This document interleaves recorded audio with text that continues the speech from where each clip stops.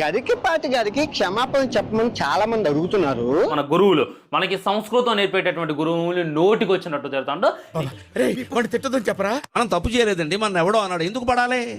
వాడి పాపాన్ని వాడు పోతారు, కుదరదు. మన పాపానే వాడు పోయేలా చేయాలి. ఎందుకంటాడు? ఏంటి ఇప్పుడు అసలు నీకు ఎందుకు ఇవన్నీ ఎందుకు అలా?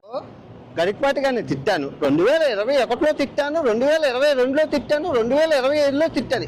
ఒరే చారీ, నువ్వు కొంచెం నోటితో తగ్గించాలరా. మీరు కూడా ముతక మాటలు తగ్గించాలి.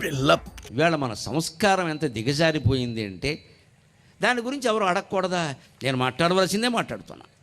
నేను ఇలాగే మాట్లాడతాను, ఇష్టమైతే ఉండు, లేకపోతే బాగా ఇప్పటిది కాదు, చాలా పాతది. 55 ఏళ్ళ వాళ్ళు మేమే ఆగలేము. నువ్వు అపార్థం చేసుకుంటున్నావు అబ్బాయి.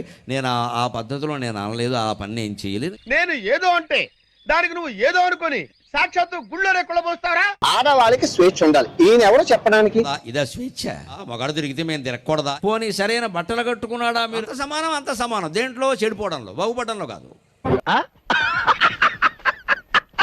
ఆయన నేను వదలను. 2026లో తిడతాను, 2027లో తిడతాను, 2028, 2030 ఆయన చచ్చినంత వరకు తిడుతూనే ఉంటాను.